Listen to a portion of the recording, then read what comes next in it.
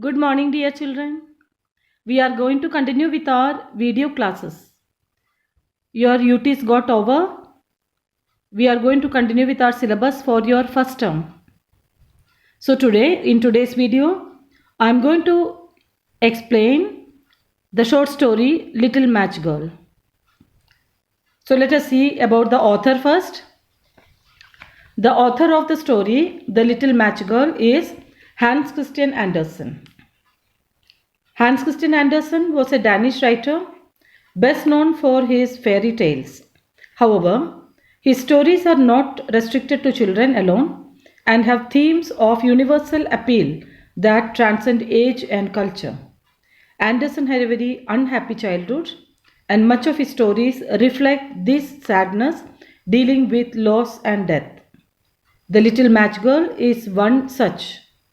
Set around Christmas, the story tells of a little girl who, unable to sell her matchsticks, dies of cold and hunger on the street even as people are celebrating the birth of Christ child inside their warm, cozy homes. The tale is rich in irony, imagery, and symbols, emphasizing the need for compassion for those who have so much less than we do. So this is a very important point. The third and the fourth paragraph, read again and again, and please understand that. So let us start with the story. It's a very interesting story. This is about a girl who sells matchsticks. She earns for love and compassion. So here Little Match Girl, written by Hans Christian Andersen. It was bitterly cold. Snow was falling and darkness was gathering, for it was the last evening of the old year. It was New Year's Eve. So when was the story taking place? On the 31st of December. It was very cold and it was a New Year Eve. And the old year was dying out and the new year was about to be born.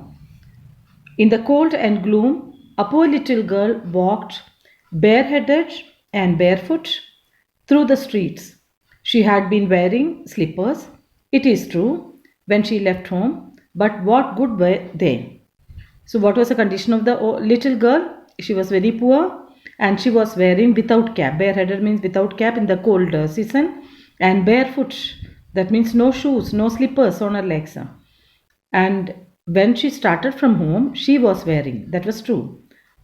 But now it is not there. And they were not good enough for her to wear. Why? Because they had been her mother's. So you can imagine how big they were. They were not fit for her legs. The little girl had lost them as she ran across the street to escape from two carriages that were being driven terribly fast. So she was wearing her mother's slippers, and on the way, what happened? A carriage was coming very fast, and just to escape the fast coming carriage, she had to run very fast. In that running, she lost a slipper. One slipper could not be found, and a boy had run off with the other, saying that it would come in a very handy as cradle someday when he had children of his own. So this is a humor, and the boy is teasing her. The boy said that he would take the other slipper and he would use the slipper as a cradle when he gets a child. So the little girl walked about the streets on her naked feet, which were red and blue with the cold. In her old apron, she carried a great many matches, and she had a packet of them in her hand as well. So what she had kept a big packet of match boxes, and one she had in the hand also, a bundle. Nobody had bought any from her, and no one had given her a single penny all day. She crept along, shivering and hungry, the picture of misery, poor little thing. So this and all children, you have to visualize the girl walking in the street barefoot and bareheaded, and she was carrying a bundle of matches. Then all that. She was very hungry, very tired. So visualize all these things. Only then you will get interest in the story. You will enjoy the story more. And it was her duty to sell the matchbox and take the money home. Her father was waiting for that. The snowflakes fell on her long golden hair, which curled so prettily about her neck, but she did not think of her appearance now. Lights were shining in every window, and there was a glorious smell of roast goose in the street, for this was New Year's Eve, and she could not think of anything else. So when she was walking along the street, she could smell the roast goose, because all were preparing delicious dishes and enjoying, because it was the New Year's Eve and she could smell this good. But she was unable to get that. She could get it only if she sells the matchsticks. She huddled down in a heap in a corner formed by two houses, one of which projected further out in the street than the other. Now, by walking, she got tired, and what she did, there was a corner. The corner was formed between two houses, and she just huddled there, crouched there, makes her body very small and crouched her in the corner just to escape from the cold. But though she tucked her little legs up under her, she left colder and colder. So just to protect herself from the cold, she just lay down on the corner, which is made by two houses. But no use, it was extremely cold. She did not dare to go home, for she had sold no matches and earned not a single penny. And she could not go home that day. She was so scared to go home because her father was very strict. He had asked her to bring money after selling the matchbox, and that day nothing was sold. So she was so scared to go home. Her father would be sure to beat her, and besides, it was so cold at home, for they had nothing but the roof above them, and the wind whistled through that, even though the largest cracks were stuffed with straw and rags. So what was her house? She had a house, but it was such an old house, and they could not escape from the cold in that house, even though the cracks were stuffed with straw and rags. Rags are the old clothes, and there were full of cracks on the walls, and the cracks were filled with or stuffed with rags and straw. Still, the cold waves were coming inside. Her thin hands were almost numb with cold. If only she dared pull just one small match from the packet, strike it on the wall, and warm her fingers. She wishes, this is her wish. She wishes that she was feeling very cold, so she wished that if she could take one matchstick from the matchbox and strike it, and that would give warmth. Even that she was not able to do. Why she was not able to do? Because the weather was so cold and she was shivering like anything. She could not stretch her hands. That was that much cold it was. It was the New Year Eve, that is the 31st of December. She pulled one out somehow. Somehow she pulled one matchstick out and scratch. Just she stuck it on the matchbox. How it splittered and burnt. It had a warm, bright flame like a tiny candle when she held her hand over it, but what a strange light. It seemed to the little girl as if she were sitting in front of a great iron stove with polished brass knobs and brass ornaments, and only very small flame was there. You must be knowing about the flame of the matchstick. Very small it is. It doesn't last longer, and even this much was enough for her to make herself warm. And she imagined that, she felt that flame, the small tiny flame, was the flame from a gas stove. And she also felt that there is a gas stove with polished brass knobs and brass ornaments, decorations on that. The fire burned so beautifully and gave out such a lovely warmth. Oh, how wonderful that was. She felt so, good. She felt very good, and she got warmth from that.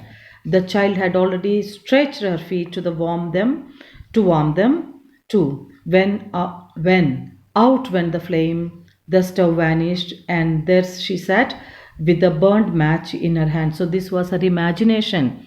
Okay, she had pulled one matchstick out and she scratched it, stuck it on the matchbox, and flame also came on that. The rest was her imagination. That was her wish, the first wish, that she needed warmth. So what she imagined when she struck the matchstick, in that flame she saw iron gas stove, and it was brass parts, brass knobs and other brass parts, and it gave her good warmth. All this was her imagination. Why she imagined? It was her wish. She was wishing for warmth. That's why in front of her the figure of iron stove came, which gave her warmth. Now, what was her next wish and what did she see again? She struck another. It burnt clearly, and when the light fell upon the wall, the bricks became transparent like gauze. She could see right into the room where a shining white cloth was spread on the table. It was covered with beautiful china, and in the center of it stood roast goose stuffed with prunes, apples, steaming deliciously. And what was even more wonderful was that the goose hopped down from the dish, waddled across the floor with carving knife and fork in its back, waddled straight into the poor child. So after that, when the first matchstick went off, her imagination, that is a gas stove, beautiful gas stove, and the flame and the warmth, everything went off. Then what she did, she took another matchstick and struck it. When she struck it, what did she say? What did she see? She saw the wall. There was a wall because she was sitting in the corner of between two houses. The wall became transparent. The wall of the house became transparent. There she saw the room. There was a room inside, and there was a table. The table was covered with white color sheet. Okay, beautiful, and it was decorated with beautiful china dishes.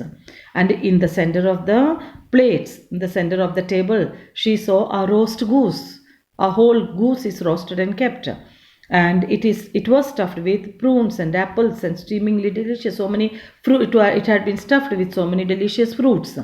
And what was even more wonderful, what she imagined, it was her imagination. She felt that the goose with fork and spoon at its back came down from the table and it started walking towards her. So that was also her imagination. Why did she imagine this? Because she was very hungry. She wanted food. Okay, in the first one, in the previous paragraph, she imagined or she wanted warmth. So her imagination became like that. The second one, she wanted food. She was terribly hungry. So this imagination came to her. The goose, the roasted goose, with fork and the knife at the back, waddled to the room and started coming. Then out went the match, and nothing could be seen but the thick cold wall. So suddenly, when the goose was coming towards her with a fork and knife, which was ready to be eaten, suddenly the matchstick went off and she could see only the dark wall. Now, she struck another match, third match. She struck another matchstick, and suddenly she was sitting under the most beautiful Christmas tree. It was much larger and much lovelier than the one she had seen last year through the glass doors of the rich merchant's house. So she took another matchstick. She wanted to enjoy all these things. Whatever her wishes were there, that was coming as her imagination. She struck another match, and suddenly she was sitting under the most beautiful Christmas tree. It was much larger and much lovelier than the one she had seen last year through the glass door of the rich merchant. She had seen such beautiful Christmas tree in somebody's house, so it was more beautiful than that. This was more beautiful than that one. 1,000 candles lit up the green branches, and gaily colored balls like those in the shop windows looked down upon her. So how was the Christmas tree? So many candles were there, and so many balls were hanging on them to decorating the Christmas tree. The little girl reached forward with both the hands. Then out went the match. So Third one was when she struck the match in that light of the flame, she saw inside the house a Christmas tree, beautiful Christmas tree, and she just stretched her hand to touch it. Suddenly it went off, the flame went off.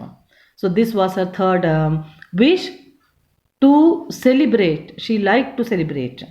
And many candles on the Christmas tree rose higher and higher through the air, and she saw that they had now turned into bright stars. One of them fell, streaking the sky with light. So suddenly what happened? She just stretched her hands to touch the Christmas tree. She could not touch it. Before that, she saw that these candles, one that matchstick flame went off. Then she saw that a candle, she felt that the candles were becoming stars and going up and up. And one of them fell, streaking the sky with light. So when these candles forming the stars, when they were going up, she saw that one of the stars fell down. Now someone is dying, said the little girl, for her old grandmother, the only one who had ever been good to her, but who was now dead, had said, whenever a star falls, a soul goes up to the... So when she saw one of the candle, which was formed as a star, fell down, what did she think in her mind? Yes, someone is dying.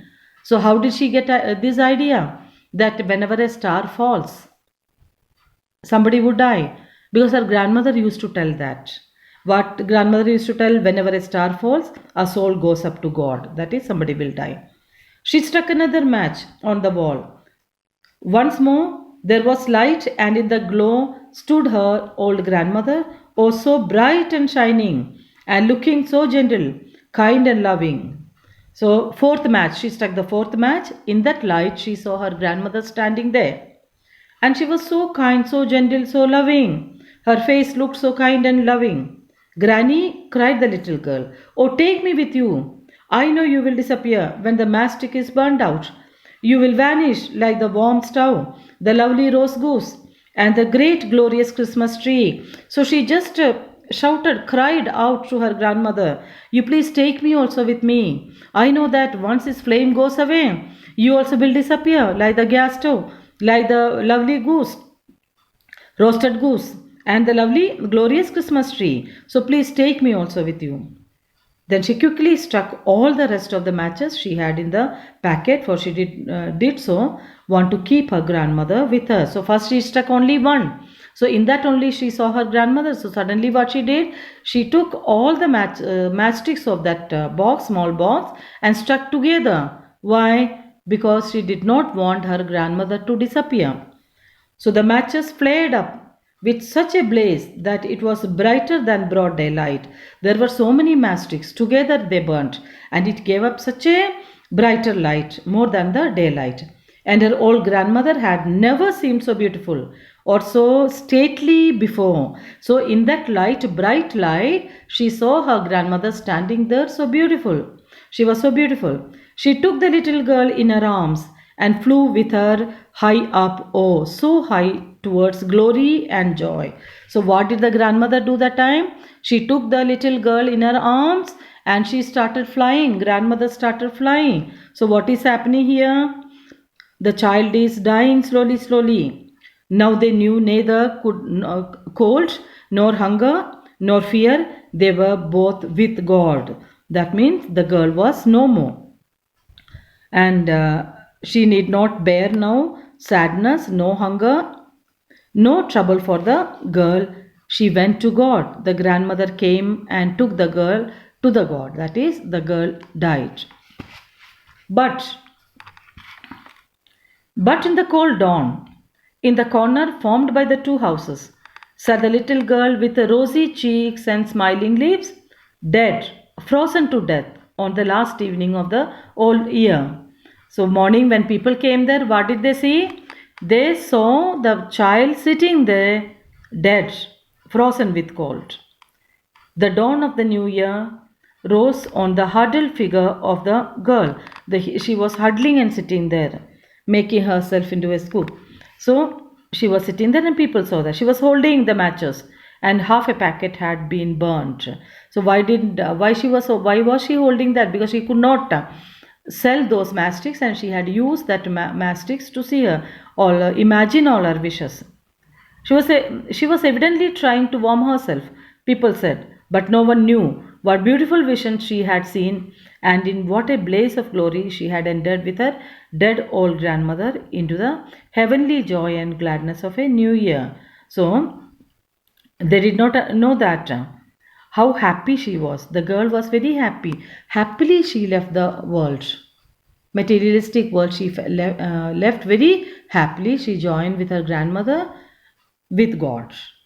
So it's a very beautiful story, children. Here, what did the girl want? She want warmth because of the chillness. She want food because she was hungry. She was not getting proper food. Her father was not cooperating with her. He had sent her out to sell the mastics. Only then he would give. Only if she brought money, he would give food to her. And then she wanted to celebrate. She liked celebrations. She liked celebrations. She wanted to celebrate, and she needed love. The love she had got when her grandmother was alive, she would have got love from her. So, in her imagination, her grandmother came. So, it's a very simple story, and these four questions are very important. What all things she imagined when she struck the first mastic, what she imagined when she struck the second mastic, what she imagined, third mastic, and the fourth mastic. And these questions are very, very important. Children, read it, understand it, and in the next video we will be going to the workbook. Thank you. Have a good day.